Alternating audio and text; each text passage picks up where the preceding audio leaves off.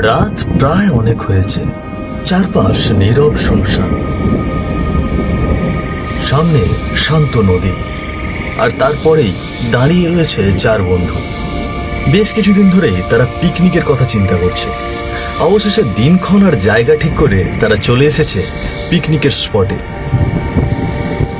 জায়গাটা নিরিবিলি, চারজনে সরঞ্জামাদি হাতে পাড়ে এসে দাঁড়িয়ে থাকলেও কোনো নৌকার দেখা মিলছে না। জায়গাটা দেখতেও বেশ গা ছমছমে, তার উপরে আশেপাশে কেউ নেই। দিনের বেলায় মোটামুটি লোকজন থাকলেও রাতের অন্ধকারে একেবারেই যেন ঝিম ধরানো নীরবতা। না, মনে হয় না আর ওই পারে যেতে পারবো। একটা মাঝি কেউ দেখছি না, অথচ দিনের বেলায় কি সুন্দর সব নৌকা চলে। ভুলটা তো তুই করেছিস। দিনের বেলায় এসে দেখে গিয়েছিস যখন, তখন একটা নৌকা ঠিক করে রাখতে পারলি না? এত ঝামেলায় পড়তে হতো না? আহা, আরে তখন কি আর এইসব জানতাম নাকি যে রাতের বেলা এই দিকটা একেবারেই শুনশান? দেখেই বোঝা যাচ্ছে গ্রাম্য এলাকা। এখানে যে এমনটা হবে তাই তো স্বাভাবিক। একটা নৌকা পাওয়া গেলেও আমরাই সেটাকে নিয়ে যেতে পারতাম। দূর, এত দূর এসে শেষ পর্যন্ত পিকনিকটা মাটি হয়ে যাবে। কিছুক্ষণ অপেক্ষা করতেই দূরে মাঝ নদীতে কিছু একটা আশার দৃশ্য দেখা গেল। ভালো মতো স্পষ্ট হতে বোঝা গেল সেটা একটা নৌকা। আচ্ছা, ওই যে দূরে কি যেন একটা এদিকে আসছে না? আরে ওটা তো একটা নৌকা, কেউ একজন যেন নৌকা নিয়ে এদিকে আসছে। আপাদমস্তক চাদরে ঢাকা একটা লোক নৌকা নিয়ে এসে দাঁড়িয়েছে তাদের সামনে। চেহারা দেখা যাচ্ছে না, দেখতেও বেশ রহস্যজনক লাগছে তাকে। লোকটা কোত্থেকে এসেছে তাও ঠিক মতো বোঝা যায়নি। তিনি এসে বলে উঠলেন, কোন হানে যাইবেন বাবু? যাব, মানে হ্যাঁ হ্যাঁ যাব ওই ছেড়া দ্বীপে পিকনিকের জন্য। ও এই কিন্তু বাবু, ওই জায়গা খান তো ভালো না। যাইয়া যদি কোনো বিপদে পড়েন। জায়গাটা ভালো না মানে? কি হয়েছে? লোকে কয় ওইখানে নাকি একদল প্রেতাত্মা বসবাস করে, তবে আমি কোনোদিনও সামনে থেকে দেখি নাই। হে যা, ভূত! ওখানে ভূত আছে? এই তোরা গেলে যা বাবা, আমি যাব না। বলি তুই শহরে থাকিস, হ্যাঁ? তার উপরে সায়েন্সের স্টুডেন্ট, এইসব বুজরুকিতে বিশ্বাস করিস? হ্যাঁ, আসলে এইসব হলো গ্রামের মানুষদের কুসংস্কার। ওসব ভূত ভূত বলে কিছু হয় না, বুঝলি? ও ভাই শোনো, আমাদের ওপারে একটু নিয়ে যাবে? আমরা আমাদের পিকনিক সেরেই আবার চলে আসব। তাও ধরুন ওই ঘন্টা তিনেক হবে। কি আপনি নিয়ে যাবেন তো? হ বাবু, আমি লইয়া আসো। আপনারা কোনো চিন্তা করেন না, একেবারে জায়গা মতন নামাই দিয়ে আসুন। ওইটা পড়ে। আমার কেমন গা ছমছম করছে। এমনিতেই রাত, ওখানে কোনো বিপদ হলে? আরে ঘোড়ার ডিম হবে, নে শিগগিরই উঠে পড়। আর যাচ্ছি তো মাত্র 3 ঘন্টার জন্য, খেয়ে দে একটু আড্ডা দিয়েই চলে আসবো। আর আমরা তো তোর সাথে আছি নাকি? এই নে আর কথা বাড়াস না, সবাই নৌকায় ওঠ। তারা চারজন নির্দ্বিধায় উঠে পড়ল নৌকায়। নৌকা চলতে শুরু করলো। চারপাশে যেন পিন পতন নিস্তব্ধতা, শিরশির করে বাতাস বয়ে যাচ্ছে। তারা সঙ্গে নিল তাদের পিকনিকের সমস্ত সরঞ্জামাদি জিনিসপত্র। পাড়ে এসেই তারা সমস্ত জিনিসপত্র নিয়ে নেমে পড়ল নৌকা থেকে। বলি ভাই, তুমি ঘন্টা তিনেকের মধ্যে ফেরত এসো, কিন্তু আবার ভুলে যেও না, তুমি না এলে কিন্তু আমরা ফেরত যেতে পারবো না। একেবারে চিন্তা করেন না বাবু, আমি ঠিক চলে আসবো। তবে আপনারা সাবধানে থাকে। মাঝি এরপর নৌকা নিয়ে চলে গেল আপন গতিতে। নৌকাটা কিছু দূর গিয়ে যেন হাওয়ায় মিলিয়ে গেল চলতে চলতে। সেটাকে আর দেখা গেল। ওরা সবাই পিকনিকের আয়োজন বেশ ভালোই করলো। সবাই একসঙ্গে খেতে বসার সাথে সাথে বিপত্তি কোত্থেকে একটা দমকা হাওয়ায় যেন সমস্ত কিছু লণ্ডভণ্ড করে দিল চোখের নিমেষে। আকাশ যেন রক্তলাল আভায় পরিণত হলো। চারপাশ থেকে দমকা হাওয়া দিতে শুরু করল, সাথে শুরু হলো ঝুম বৃষ্টি। বিদ্যুতের গতিতে যেন বাজ পড়তে শুরু করল। এমন নিরিবিলি শান্ত আবহাওয়া হুট করে কেমন অশান্ত হয়ে গেল চোখের পলকে। হায় ভগবান, এ কি কাণ্ড দেখছিস! এত সময় আকাশটা পরিষ্কার ছিল, এক দফায় সব শেষ করে দিল। ওরে, এবার কি করবো রে, একেবারে ভিজে যাচ্ছি যে। আরে মাঝিরও তো কোনো দেখা পাচ্ছি না, ও বেটা নির্ঘাত চলে গেছে। আমাদের নিতে কি আর আসবে? আশেপাশে তো কোনো ছাউনিও দেখতে পাচ্ছি না, এ কি হবে রে? হুট করে দূর থেকে এখানে নৌকার দেখা মিলল। নৌকায় দেখা গেল 3 জন মানুষকে। নৌকা নিয়ে তারা পাড়ের দিকে এগিয়ে এলো। পাড়ের দিকে এসেই তাদের মধ্যে একজন বলে উঠল, এ কি বাবুরা, আপনারা এত রাতে কি করেন? কি বলি বলুন তো, একটা বড় বিপদে পড়ে গেছি। এসেছিলাম পিকনিক করতে শহর থেকে, এসে যে এমন বিপদে পড়তে হবে তা কে জানতো। উঠে পড়ুন, শিগগিরই উঠে পড়ুন। ঝড় উঠলো বলে তাদের শহরের মানুষদের কাছে রাত বিরেতের জ্ঞান নেই একেবারে দেখছি। চিন্তা করার মতন সময় না পেয়ে তড়িঘড়ি রাজু, রীতা, বিনা আর সূর্য 4 জন উঠে পড়ে সেই নৌকায়। প্রকৃতির ভয়ালো রূপ দেখে তারা বেশ ভীত হয়ে পড়ে। নৌকায় উঠেই তারা ছাউনির নিচে গিয়ে বসে, নিজেদের রক্ষা করে বৃষ্টির হাত থেকে। আপনারা এখানে এলেন কেমন করে? এই সময় এখানে তো কোনো মাঝি আসে না, জায়গাটা ভালো নয়, জানেন না বুঝি? একজন মাঝি এসে দিয়ে গেছে, বলেছিল 3 ঘন্টা পর নিতে আসবে। এরই মধ্যে এমন ঝড় শুরু হলো যে সব ভেস্তে গেল। ওহো, তাই বলুন, চলুন আপনাদের পৌঁছে দিই। নৌকা কিছু দূর এগোতেই মাঝ নদীর কাছাকাছি চলে আসে তারা। এমন সময় নদীর ভেতর থেকে একখানা হাত উঠে আসে ওপরের দিকে। এটি তাকে এক হাতে টেনে ফেলে দেয় নদীর ভেতরে।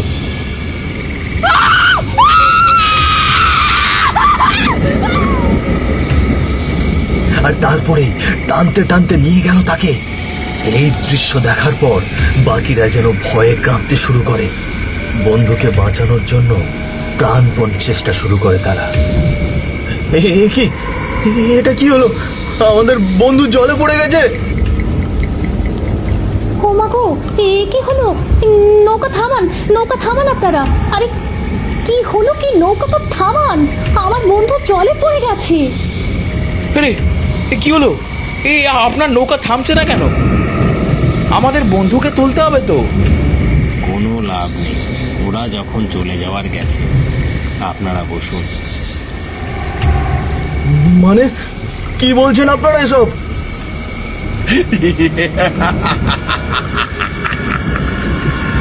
কি বলছি এখনো বুঝতে পারছিস না?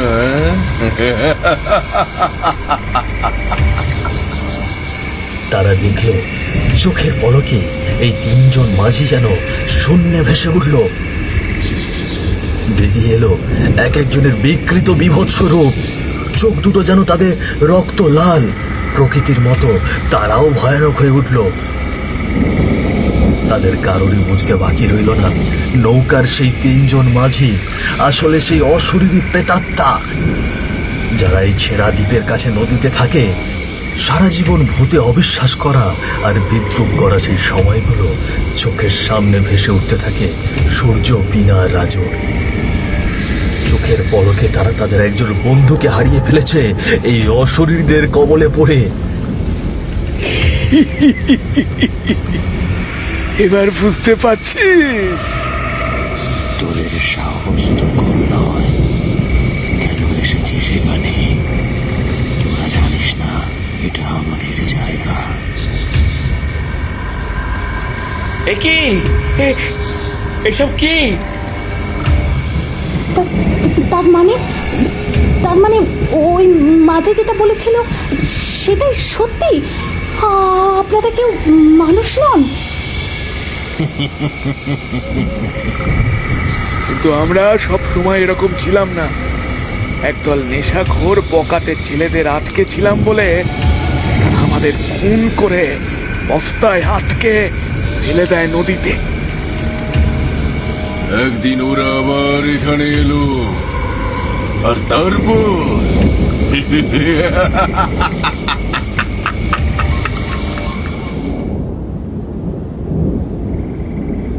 না, তোদেরকে নিয়ে আর পারা গেল না। কতবার করে বলেছি ঠিকভাবে চাল দে। এতদিন ধরে আমার কাছে খেলা শিখছিস, অথচ এইটুকু বুঝতে পারছিস না। হ্যাঁ, সবই তো বুঝলাম। তুমি খেলায় হেরে গেলে টাকা খসানোর তো নাম নাও না। তোমার খেলায় হেরে গেলে তো পাই পাই পয়সা গড্ডায় গড্ডায় হিসাব বুঝে দাও। বলি, এইরকম ভাবে যদি চলতে থাকে তবে কিন্তু আর আসবো না এই কাটা। এই আমি বলে দিচ্ছি ওস্তাদ। এটা তুই একেবারে ঠিক বলেছিস। ওস্তাদ খেলায় হারলে কিন্তু আমাদের বারবার বোকা বানায়, আর এদিকে আমরা খেলায় হারলে সব পয়সা সাথে সাথে উসুল করে নেয়। এ কিন্তু তোমার ভারী অন্যায় বলে দিচ্ছি। এই, একদম মিথ্যা কথা বলবি না বলে দিচ্ছি। খেলতে হলে খেল, নয়তো আমার টাকা দিয়ে উঠে যায় এখান থেকে। এই, তোমার আবার কিসের টাকা গো? খেলা তো সবে শুরু হয়েছে। বারে, তোদের এত সুন্দর একটা জায়গায় নিয়ে এলাম, এত কিছু খাচ্ছিস, তার হিসাব কি করবে শুনি? বাহ, তুমি শুধু তোমার একারটাই বোঝো ঠিক মতো ওস্তাদ। সে তো বুঝতেই হবে। এমন সময় শুরু হয় বৃষ্টি। আকাশ হয়ে যায় টকটকে লাল, এমনকি পাশে থাকা নদীর জল লাল আবহাওয়ায় পরিণত হয়। চোখের সামনে শান্তশিষ্ট সবকিছু যেন বিকৃত রূপ ধারণ করতে শুরু করে। কি রে, এসব কি হচ্ছে? হুট করে ঝড় বৃষ্টি শুরু হলো কেমন করে? এরে, সেরেছে। মাঝিকে তো বলেছিলাম সকালে নিতে আসতে। এবার বৃষ্টি হলে কোথায় যাব? এইখান থেকে তো মাঝিকে ডাকার কোনো উপায় নেই। এমনিতে বহু কষ্টে রাজি করিয়ে এবারে আনা হয়েছে। এই দিকটাতে তো কেউ আসতেই চায় না। আকাশের রংটা কেমন ভয়ানক লাল হয়ে গেছে, দেখেছ? নদীর জলও তো লাল মনে হচ্ছে। আমি কি চোখে ভুল দেখছি? মনে হচ্ছে নেশাটা আজ একটু তাড়াতাড়ি হয়ে গেছে। এই না রে, সত্যি সত্যি আকাশ আর নদীর জল লাল হয়ে গেছে। কিন্তু এটা কি করে সম্ভব? এর আগে তো এরকম কখনো দেখিনি। তখনই ঘটে এমন ঘটনা যা তাদের হৃৎপিণ্ডকে ভয়ে ঠিকরে বাইরে বের করে আনার জোগাড় করে ফেলে। গগন বিদারী এক হাসির শব্দ শোনা যায় চারপাশ থেকে। এ যেন কোনো জীবিত মানুষের নয়, বরং কোনো মৃত প্রেতাত্মার হাসি।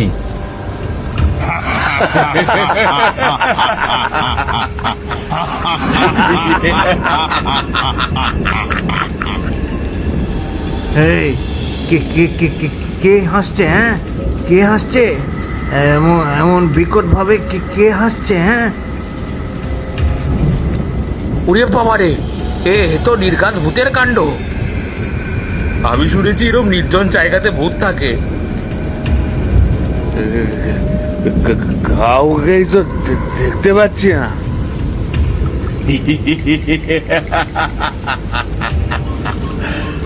তোরা কি ভেবেছিলি আমাদের হাত থেকে পালিয়ে যাবি?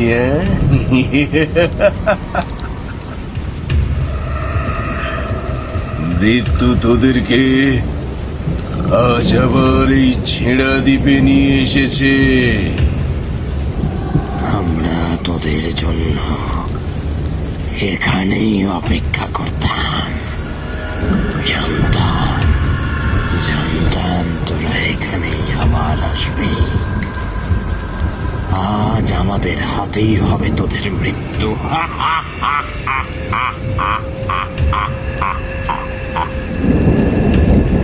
সে যখন পড়েছিস তখন আর কিসের অপেক্ষা? মর তবে তোরা।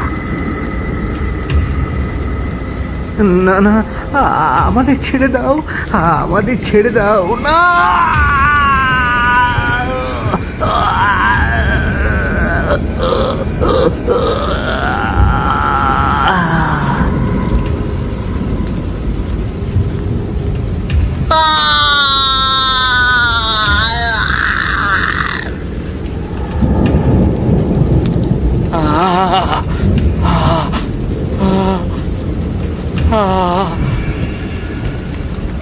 তিন মাঝির এই রূপ দেখে তাদের যেন ভয়ে নিঃশ্বাস বন্ধ হয়ে যেতে শুরু করে, শরীর কাঁপতে শুরু করে।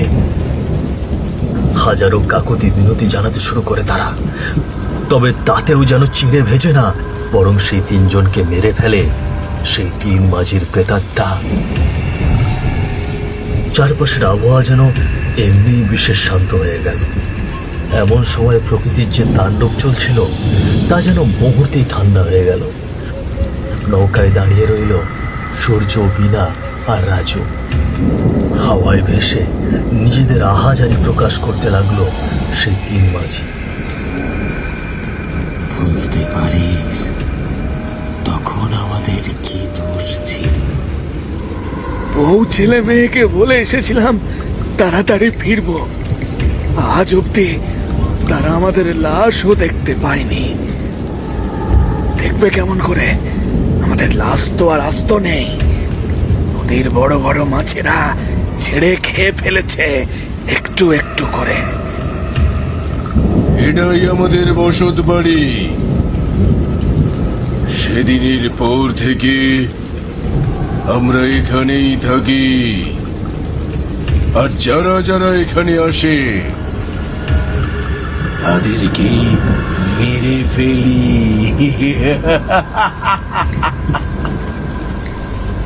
আমাদের সত্যি কোনো দোষ নেই। বিশ্বাস করুন, বিশ্বাস করুন, আমাদের কোনো দোষ নেই। আমরা ওদের মতো নই। আমরা সত্যি এই নদীর কোনো ক্ষতি করিনি। আমরা এখানে এসেছিলাম শুধু ঘুরতে। আমরা ভগবানের দিব্যি করে বলছি, আর কোনোদিন এই মুখ হব না। আমাদের এবারের মতন জীবন ভিক্ষা দিন। আমাদের একজন বন্ধুকে তো আপনারা মেরেই ফেলেছেন। জানি না বেঁচে থাকলে ওর পরিবারের কাছে কি জবাব দেব। আমাদের অন্তত আমাদের পরিবারের কাছে ফিরতে দিন। আচ্ছা বেশ, তোদের ছেড়ে দিলাম শুধুমাত্র তোদের পরিবারের জন্য। চলে যাচ্ছি আমরা, আর কখনো এখানে আসার সাহস করবি না। এই কথা বলতে বলতে হাওয়ায় কোথায় যেন মিলিয়ে গেল সেই তিন মাঝির প্রেতাত্মা। এদিকে শূন্য হাতে দাঁড়িয়ে রইল তিন বন্ধু। আফসোস করতে লাগলো তাদের এক বন্ধু হারানো।